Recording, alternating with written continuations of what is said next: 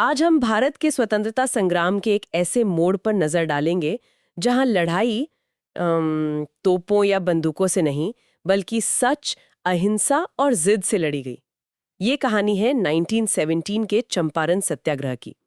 बाहर से देखने पर यह शायद सिर्फ नील उगाने वाले किसानों का एक आंदोलन लगता है, पर असल में ये वो चिंगारी थी जिसने भारत की आज़ादी की लड़ाई की पूरी दिशा ही बदल दी। हमारे पास जो स्रोत है वो इस घटना की कई परतें खोलते हैं। किसानों पर हो रहे दशकों के अत्याचार से लेकर एक आम किसान की जिद, गांधी जी की अनोखी रणनीति और उस जीत के गहरे मतलब तक।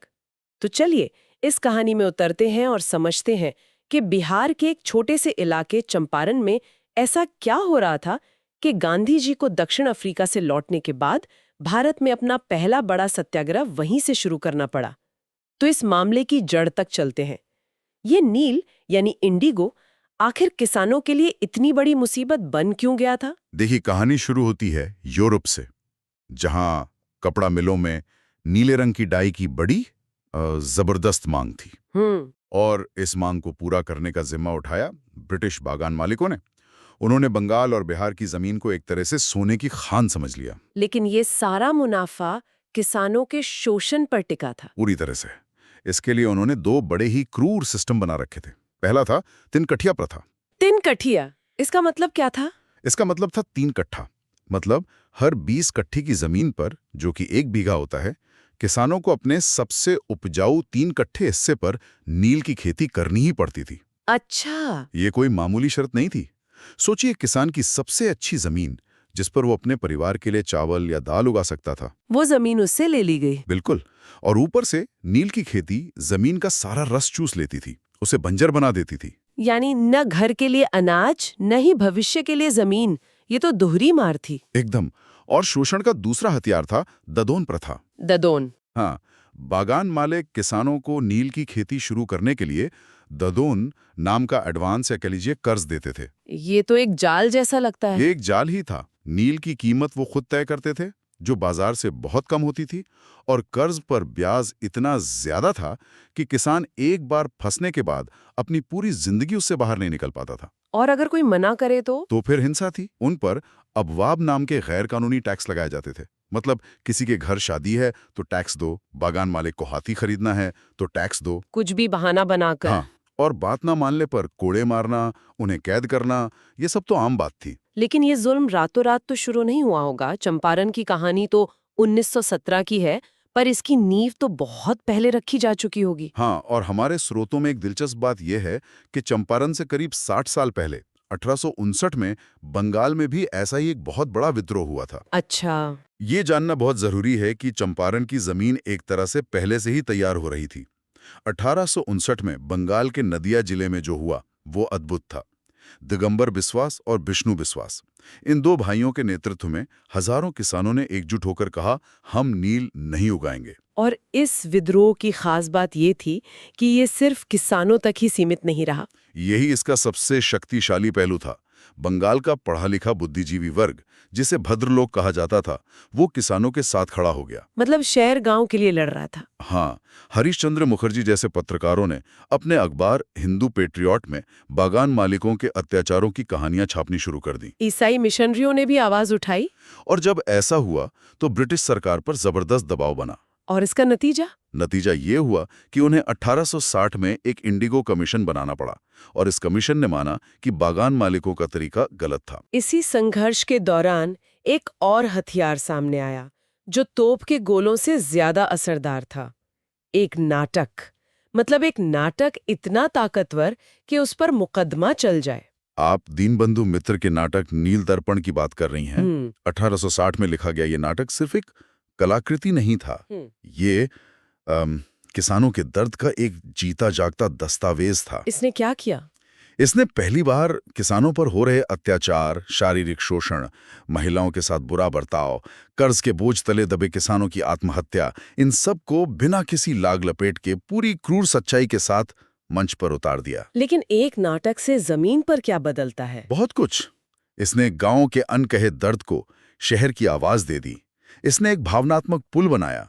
लोग पहली बार समझ पा रहे थे कि जिस नीले रंग से उनके कपड़े रंगते हैं उसकी असली कीमत किसान अपनी जान और इज्जत देकर चुका रहे हैं। एक किस्सा है कि जब ये नाटक कलकत्ता में हो रहा था तो ईश्वरचंद्र विद्यासागर इतने गुस्से में आ गए कि उन्होंने बागान मालिक का किरदार निभा रहे एक्टर पर अपनी चप्पल फेंक दी। वो किरदार के जुल्म को बर्दाश्त ही नहीं कर पाए। और विवाद तब और बढ़ गया जब रेवरेंड जेम्स लॉन्ग ने इसका अंग्रेजी में अनुवाद छपवा दिया। हाँ, ताकि ये बात ब्रिटिश अधिकारियों और यूरोप तक पहुंच सके। और बस बागान मालिकों ने इसे अपनी तौहीन समझा। उन्होंने जेम्स लॉन्ग पर मानहानि का मुकदमा कर दिया। उन्हें जेल भी हुई थी। जेल हुई और जुर्माना भी लगा। इस एक घटना ने साबित कर दिया कि सच कितना चुभता है। तो बंगाल में तो बागान मालिकों की दाल नहीं गली, इसलिए वो बिहार आ गए। चंपारण में उन्होंने अपना नया ठिकाना बना लिया और वही तिनकठिया प्रथा दशकों तक चलती रही। लेकिन किस्मत देखिए, जिस नील के लिए वो इतना जुल्म कर रहे थे उसकी जरूरत ही खत्म होने वाली थी। 19वीं सदी के अंत में जर्मनी की लैब में एक आविष्कार हुआ, सिंथेटिक डाई, कृत्रिम नीला रंग। हाँ, ये सस्ता था, आसानी से बनता था। इसकी वजह से अंतर्राष्ट्रीय बाजार में भारत के प्राकृतिक नील की मांग और कीमत दोनों बुरी तरह गिर गईं। एक मिनट, अगर नील की मांग ही खत्म हो गई थी तो बागान मालिक किसानों को पकड़कर क्यों रखना चाहते थे? उन्हें तो किसानों को इस बेकार अनुबंध से आजाद कर देना चाहिए था। यहीं पर उनकी असली मानसिकता सामने आती है। उन्होंने अपने घाटे की भरपाई भी किसानों से ही करने की सोची। वो कैसे? उन्होंने किसानों से कहा कि अगर वे इस अनुबंध से मुक्त होना चाहते हैं तो उन्हें एक भारी भरकम रकम चुकानी होगी, जिसे तावान कहते थे। मतलब जब नील से फायदा था तब भी शोषण और जब घाटा हुआ तब भी शोषण? बिल्कुल, ये जुल्म की इंतहा थी। और यहीं से कहानी में एक ऐसे इंसान की एंट्री होती है जो इस पूरी कहानी का हीरो है। चंपारण का एक आम किसान राजकुमार शुक्ल। राजकुमार शुक्ल की जिद सच में कमाल की थी। उसने गांधी जी के बारे में सुना था जो हाल ही में दक्षिण अफ्रीका से लौटे थे। तो शुक्ल ने गांधी जी से मिलने की ठानी और 1916 में लखनऊ में हो रहे कांग्रेस अधिवेशन में पहुंच गया। लेकिन गांधी जी ने पहले ज्यादा ध्यान नहीं दिया। हाँ, वो उस समय एक बड़े नेता थे। उन्होंने शुक्ल की बात सुनी पर ज्यादा तवज्जो नहीं दी। लेकिन शुक्ल ने हार नहीं मानी, उनके पीछे पीछे गए। बिल्कुल। कल्पना कीजिए, वो किसान लखनऊ से कानपुर, फिर आश्रम, फिर कलकत्ता, महीनों तक गांधी जी के पीछे पीछे गया। वो जहां जाते शुक्ल वहां पहुंच जाता। आखिरकार गांधी जी उसकी लगन से प्रभावित हुए। हाँ, उन्होंने उसकी आंखों में अपनी लड़ाई की सच्चाई देखी और कहा, ठीक है, मैं कलकत्ता से सीधा चंपारण आऊंगा। और फिर अप्रैल 1917 में गांधी जी चंपारण पहुंचे। उन्होंने वहां राजेंद्र प्रसाद, जेबी कृपलानी जैसे देश के कुछ सबसे बड़े वकीलों को अपने साथ जोड़ा। और उन्होंने आते ही कोई आंदोलन या जुलूस शुरू नहीं किया। उनकी कार्यशैली बहुत अलग थी। क्या किया उन्होंने? गांधी जी और उनकी टीम सुबह से शाम तक सैकड़ों किसानों के बीच बैठकर उनकी ही भाषा में उनके बयान दर्ज कर रहे थे, एक एक सबूत इकट्ठा कर रहे थे। ये एक तरह की जमीनी जांच थी। और ब्रिटिश प्रशासन को ये पसंद नहीं आया होगा। बिल्कुल नहीं, उनमें हड़कंप मच गया। कमिश्नर ने उन्हें तुरंत जिला छोड़ने का आदेश दिया और यहीं पर भारत ने पहली बार गांधी जी के सत्याग्रह का असली रूप देखा। उन्होंने आदेश मानने से इनकार कर दिया। हाँ, उस आदेश के जवाब में गांधी जी ने जो कहा उसने अंग्रेजों को हिलाकर रख दिया। उन्होंने बहुत शांति से कहा, आप मुझे जिला छोड़ने को कह रहे हैं लेकिन मैं नहीं जाऊंगा। इसके लिए जो सजा देनी है दे दीजिए। मैं सविनय अवज्ञा का दंड भुगतने को तैयार हूं। सोचिए, उस वक्त ऐसा कभी हुआ ही नहीं था। ब्रिटिश राज में किसी कलेक्टर के आदेश को सीधे सीधे मना कर देना, और वो भी इतनी शांति और दृढ़ता से। जब अगले दिन गांधी जी को अदालत में पेश किया गया तो एक और चमत्कार हुआ। किसानों की भीड़। हाँ, हजारों किसान जो कल तक डर से कांपते थे, अदालत के बाहर चुपचाप खड़े हो गए। वो नारे नहीं लगा रहे थे, हिंसा नहीं कर रहे थे, बस वहां मौजूद थे। सरकार इस तरह की शांतिपूर्ण प्रतिरोध के लिए तैयार नहीं थी। दबाव में आ गई होगी। बिल्कुल। मजिस्ट्रेट घबरा गया और आखिरकार सरकार को गांधी जी पर से मुकदमा वापस लेना पड़ा। ये बिना लड़े ही सत्याग्रह की पहली और बहुत बड़ी जीत थी। तो इस एक व्यक्ति के खड़े होने से और हजारों लोगों के शांतिपूर्ण समर्थन से पूरा माहौल ही बदल गया। बिल्कुल।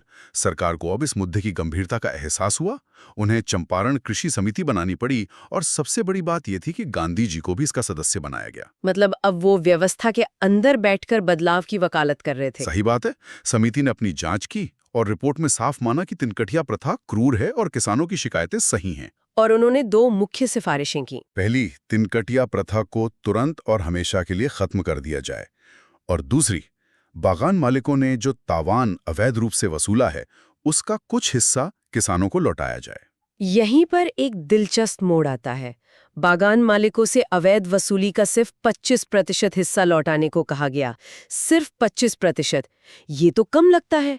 गांधी जी 100% वापसी पर क्यों नहीं अड़े? ये सवाल बहुत जरूरी है और यही गांधी जी की मनोवैज्ञानिक समझ दिखती है। उनके लिए पैसे की वापसी से ज्यादा महत्वपूर्ण सिद्धांत की जीत थी। अच्छा। हाँ, 25% लौटाने का मतलब था कि बागान मालिक, जो खुद को कानून से ऊपर समझते थे, पहली बार अपनी गलती, अपनी हार और अपना अपराध मान रहे थे। ये पैसे की नहीं, बल्कि इज्जत और अधिकार की लड़ाई थी। वाह, मतलब उन्होंने उनके अहंकार पर चोट की। बिल्कुल। गांधी जी ने कहा कि बागान मालिकों का झुकना ज्यादा जरूरी है, पैसे का अमाउंट नहीं।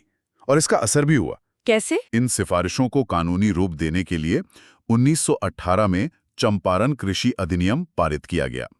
यह सत्याग्रह की एक ठोस जीत थी। नतीजा ये हुआ कि अगले कुछ ही सालों में ज्यादातर यूरोपीय बागान मालिक अपना सम्मान और ताकत खोकर चंपारण छोड़कर चले गए। तो कानून बन गया, प्रथा खत्म हो गई, बागान मालिक चले गए। लेकिन हम आज 100 साल बाद भी चंपारण को क्यों याद करते हैं? इसका असली महत्व क्या है?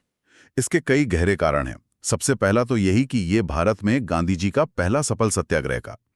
इसने अहिंसक प्रतिरोध, मतलब बिना हिंसा के अपनी बात मनवाने की तकनीक को एक कारगर हथियार के तौर पर स्थापित कर दिया। इसने आजादी की लड़ाई को एक नया हथियार दिया। हाँ, और इसने स्वतंत्रता आंदोलन की दिशा भी हमेशा के लिए बदल दी। चंपारण से पहले आजादी की लड़ाई ज्यादातर शहरों के पढ़े लिखे वर्ग तक सीमित थी। सही बात है। ये आंदोलन पहली बार किसानों के आर्थिक मुद्दों को, उनकी रोजी रोटी की लड़ाई को सीधे राष्ट्रीय आंदोलन के केंद्र में ले आया। इसने साबित किया कि आजादी का मतलब सिर्फ अंग्रेजों से राजनीतिक आजादी नहीं, बल्कि देश के करोड़ों आम लोगों के शोषण से मुक्ति भी है। और गांधी जी का काम सिर्फ नील की समस्या को सुलझाकर खत्म नहीं हुआ। नहीं, और यही उनकी दूरदर्शिता थी। उन्होंने देखा कि चंपारण की असली समस्या सिर्फ नील नहीं, बल्कि दशकों की गरीबी, अशिक्षा और गंदगी भी है। इसलिए आंदोलन के साथ साथ उन्होंने वहां स्कूल खोले, गांव में सफाई और स्वास्थ्य को लेकर जागरूकता अभियान चलाए। उन्होंने राजनीतिक आजादी को सामाजिक उत्थान से जोड़ा। बिल्कुल। उनका मानना था कि सच्चा स्वराज तभी आएगा जब लोग सिर्फ आजादी नहीं, बल्कि आत्मनिर्भर और शिक्षित भी होंगे। हालांकि कुछ आलोचक ये भी मानते हैं कि ये आंदोलन किसानों की सभी समस्याओं का पूर्ण समाधान नहीं था।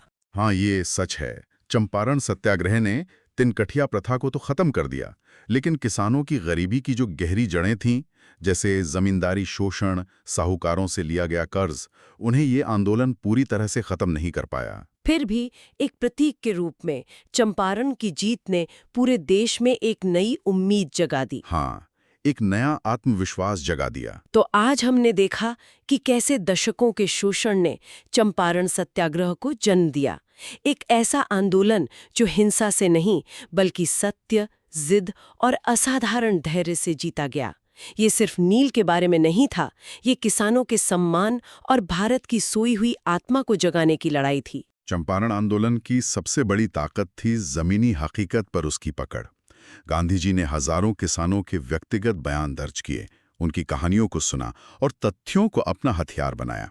ये आज के लिए एक जरूरी सवाल खड़ा करता है।